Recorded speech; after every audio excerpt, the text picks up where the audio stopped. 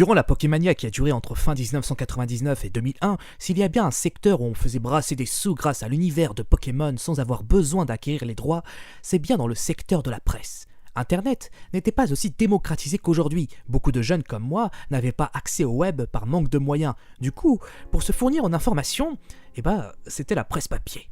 Presse jeunesse évidemment, puis presse jeux vidéo bien entendu. Mettre le simple nom de Pokémon sur la couverture suffisait à faire gonfler les chiffres de vente. Tout s'y mettait, jusqu'à l'abus. Parfois, je dirais rarement, c'était bien fait, bien documenté. Ça nous fournissait des informations intéressantes sur la franchise et ça même en direct de l'archipel, notamment avec la sortie et succès de Pokémon Gold et Silver au Japon, qui me faisait baver d'envie, je reviendrai là-dessus. Ça comptait aussi des anecdotes croustillantes, ce genre de savoir qui pouvait te permettre de crâner dans la cour de récré. Puis il y a évidemment les gros abus, qui étaient malheureusement majoritaires. Parce que la presse durant cette période, c'était surtout ça, de l'abus. Beaucoup d'abus. Je le dis sans crainte parce que j'en ai bouffé de ces magazines. C'était une honte. La majorité n'était absolument pas du tout connaisseurs. Ça foutait du Pokémon dans leurs magazines avec impudence seulement pour vendre. Je faisais partie de ces petits idiots qui achetaient sans réfléchir avec l'argent de ma petite maman tous ces magazines. J'achetais les magazines qui parlaient de Pokémon pour le savoir, parce que j'aimais profondément Pokémon, mais aussi j'aimais bien avoir un guide complet des jeux rouges et bleus et espérer un jour connaître l'astuce qui pourrait me permettre de capturer Mew, mais aussi avoir des news sur la prochaine sortie de Pokémon jaune en juin 2000 ou bien plus tard avec le mystérieux et intriguant Pokémon Gold et Silver. C'est d'ailleurs grâce à un de ces magazines que j'ai pu découvrir qu'au Japon uniquement, on pouvait jouer à une nouvelle génération de jeux Pokémon, qui serait selon les dires des journalistes, bien meilleur et bien complet que rouge, bleu et jaune réunis dans tous ses aspects confondus. Dans les pages d'un magazine sorti vers décembre 2000, il y avait une rubrique spéciale Gold et Silver. J'avais les screens de ces jeux, je pouvais enfin voir à quoi ressemblait ce jeu qui m'intriguait tant depuis des mois. Tout était en japonais, le personnage était différent, le jeu était en couleur, et puis surtout, cela se passait dans un nouveau monde, avec de nouveaux Pokémon, avec des sprites bien plus soignés, s'il vous plaît.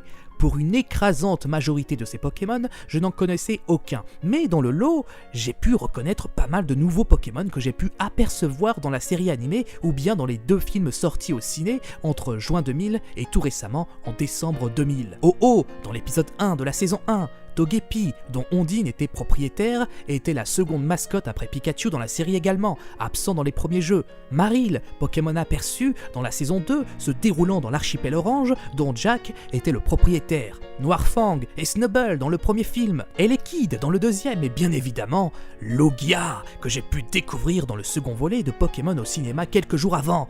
J'avais les yeux qui pétillaient, capturer Lugia et le faire combattre, mais quel rêve! J'avais adoré Lugia dans le second film, j'étais pressé que ces nouveaux jeux sortent en France. Pour moi, le choix était fait. Lorsque le jeu sortira, ça sera la version Silver.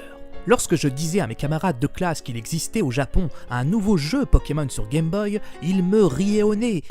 N'importe quoi. Si, et même qu'il y a Lugia du deuxième film, et aussi le Pokémon oiseau inconnu que Sacha avait aperçu dans le tout premier épisode, et ainsi que le Togepi d'Ondine. Arrête, tu déconnes, c'est pas vrai, je te crois pas.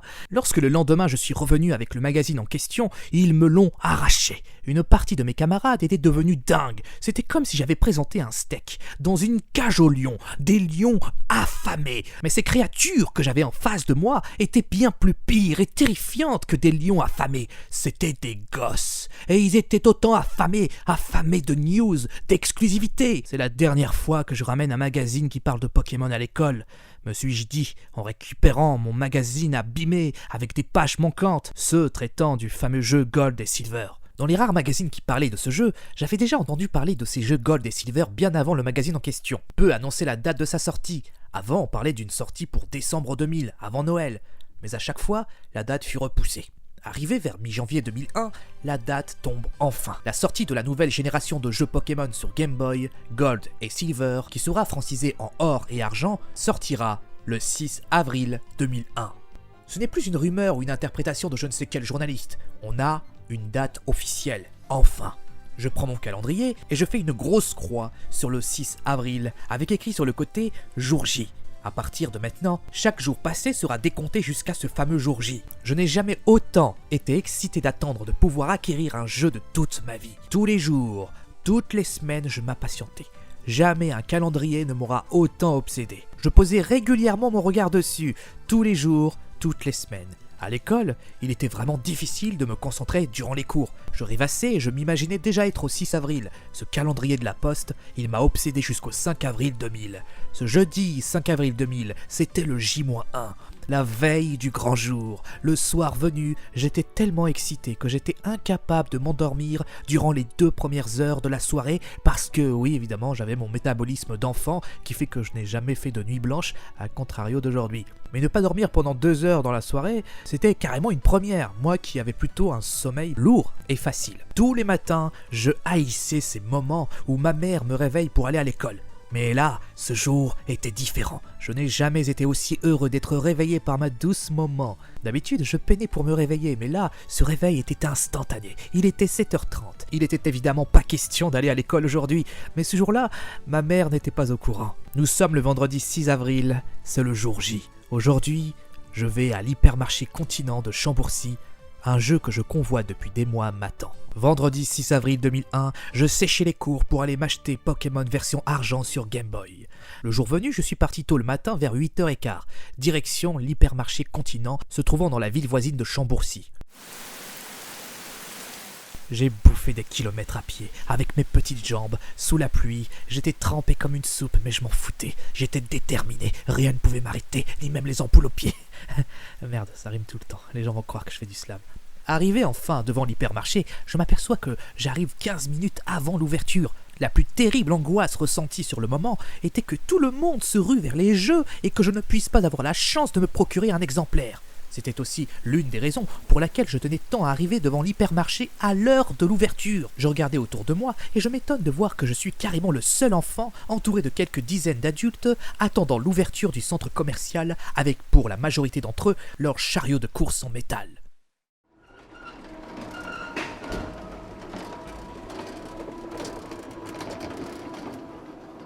Lorsque les grilles s'ouvrent enfin, je pénètre les lieux avec une marche rapide et j'entre enfin chez Continent. Direction les rayons jeux vidéo. Mais là, surprise générale. Alors que j'étais sur le point de prendre la direction du rayon voulu, je m'aperçois qu'à l'intérieur de l'hypermarché, à quelques mètres seulement de l'entrée, Continent avait organisé un rayon spécial Pokémon or et argent. Il n'y avait qu'à se servir à quelques pas et se présenter à la caisse. Ce rayon était bien décoré, ils avaient mis les moyens. 2 grandes affiches promotionnelles en carton à l'effigie de Ho-Oh et de Lugia. C'était beau.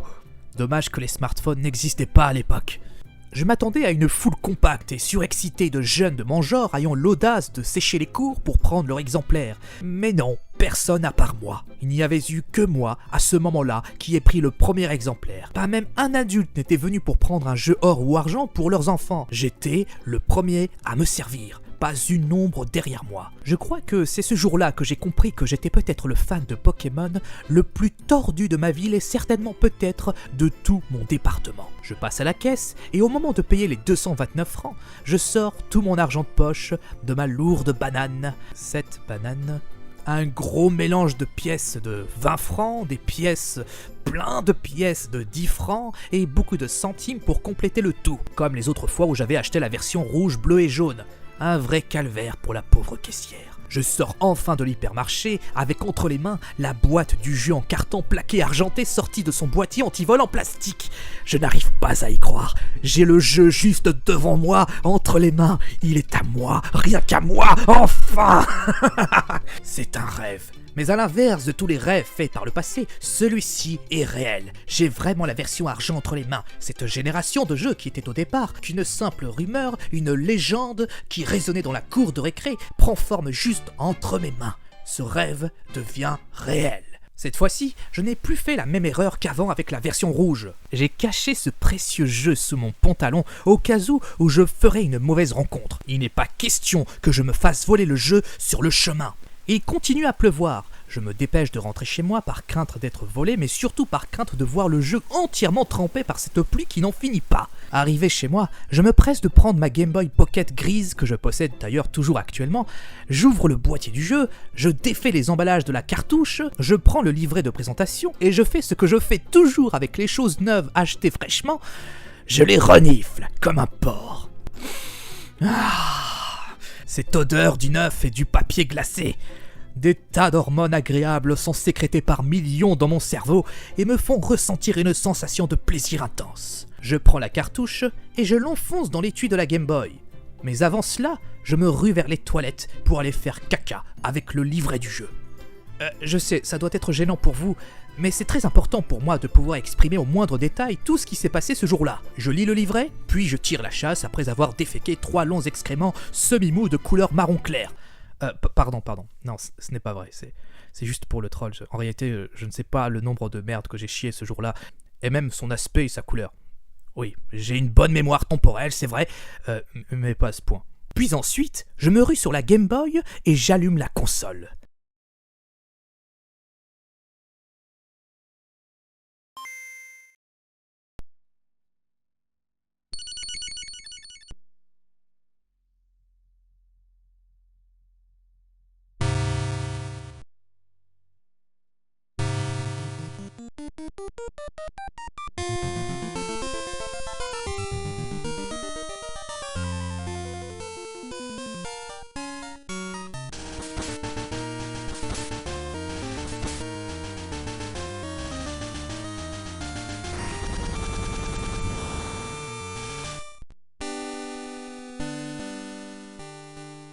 Cela me fait très étrange de voir ce jeu en français, moi qui l'ai toujours connu à travers les screens en japonais dans les magazines. Ce jour-là, j'ai vécu une journée intense et inoubliable. Mon petit grand voyage vers Chambourcy en solitaire, l'acquisition du jeu, le plaisir de la transgression. Ouais, parce que j'ai séché les cours, j'ai trop un thug. Et puis surtout, le plaisir de jouer à un jeu que j'avais tant espéré posséder pendant si longtemps. J'ai passé tout le week-end à jouer. Je ne lâchais plus ma Game Boy, il était vital de l'avoir sur moi, aussi important qu'un organe vital. Ne plus l'avoir entre les mains signifiait la mort. Peut-être que j'exagère un petit peu. Ouais. Aujourd'hui encore, je considère les versions or et argent comme les meilleurs jeux Pokémon jamais sortis. Une des meilleures suites de jeux de l'histoire. Tous les défauts de la première génération étaient totalement corrigés dans ce jeu. La gestion des boîtes, la gestion des objets, la jauge d'expérience absente dans la première génération et pouvant susciter parfois de la frustration, le Pokématos, le système de combat amélioré et plus intuitif, certaines choses améliorées ou nouvelles qui paraît con mais qui rend le jeu moins répétitif et énervant, comme le fait de ne plus avoir besoin d'aller au menu puis aller dans Pokémon pour choisir le Pokémon possédant telle spécialité pour la coupe ou bien le surf. Non, avec argent, tu te mets face à l'arbuste ou bien face à la mer et tu cliques sur A et c'est bon. Puis évidemment, il y a les nouveaux Pokémon, dont énormément sont véritablement cool et même plus cool que ceux de la première génération. Désolé pour les fans de la première G, vous êtes biaisés par votre nostalgie. Ouais, même un Soulourdeau dégage un charisme de dingue. Il y avait aussi leurs starters, chacun d'entre eux était cool. Il m'était d'ailleurs très difficile de choisir l'un d'entre eux lors de ma première aventure.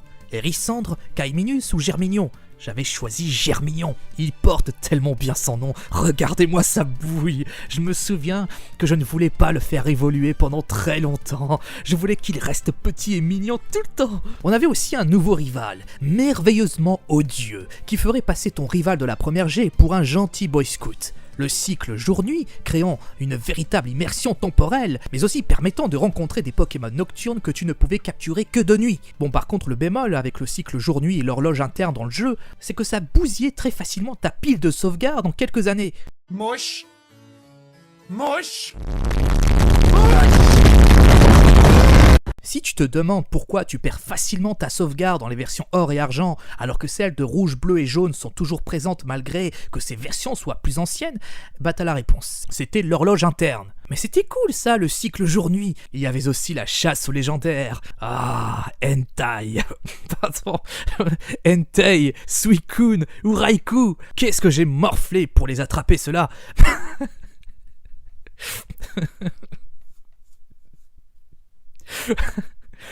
Même mon savon me file pas entre les mains aussi facilement que ces trois-là. Hentai.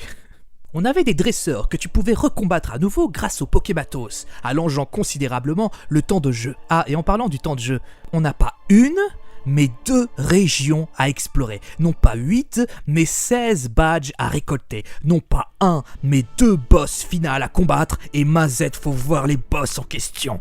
Non pas 1, mais 2 génériques de fin. Du jamais vu dans l'histoire du jeu vidéo. Il y a tellement de choses à dire sur ce jeu. La vidéo risquerait de durer des heures. Je pourrais en parler des heures. C'était un sans faute. Ce jeu est une réussite totale. Ce jeu, c'était l'extase pour moi. Comme vous pouvez l'entendre depuis le début de cette vidéo, j'étais à l'époque un gros Pokéfag hardcore. Tellement hardcore que le couple qui tenait le bureau de tabac dans mon quartier me surnommait Monsieur Pokémon, étant donné que j'allais toujours chez eux pour leur acheter des cartes Pokémon ou bien les magazines traitant les sujets de mon jeu vidéo favori de l'époque. Ah, vendredi 6 avril 2001.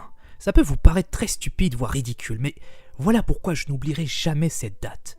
Il représente un sentiment d'épanouissement et de bonheur que je n'avais jamais ressenti jusqu'à ce moment-là, et que je n'ai plus ressenti depuis. Je sais, c'est triste. J'aimerais tellement retourner dans le passé.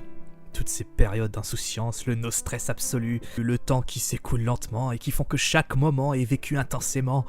Si vous êtes un ingénieur, un astrophysicien ou je ne sais quel savant fou, s'il vous plaît, essayez de construire une machine à voyager dans le temps et emmenez-moi pour le vendredi 6 avril 2001 à 8h45, un quart d'heure avant l'ouverture du continent de Chambourcy, afin de réitérer cette expérience, cette journée merveilleuse, de la revivre à nouveau, de découvrir à nouveau ce jeu dans son produit d'origine, de revivre cette journée qui a su m'offrir la véritable signification du mot bonheur. Le vendredi 6 avril 2001. Jamais je n'oublierai ce jour, je veux revivre ce moment. Et toi, c'était quoi le jeu qui t'a procuré le plus de plaisir? Le jeu que tu as le plus attendu dans ta vie et qu'après acquisition tu t'aperçois avec joie qu'il ne t'a pas déçu? Oui, j'attends ta réponse en fait. Ah oui, oui, tu peux pas me répondre de vive voix, c'est vrai. J'avais zappé. Pardon. Oui, tu peux me répondre en commentaire, c'est vrai. J'avais aussi zappé qu'on pouvait faire ça. Je lirai tout ça avec attention. Entre-temps, je vous dis à très vite pour de prochaines vidéos. C'était Nissan Boy. Portez-vous bien. Bye, ciao.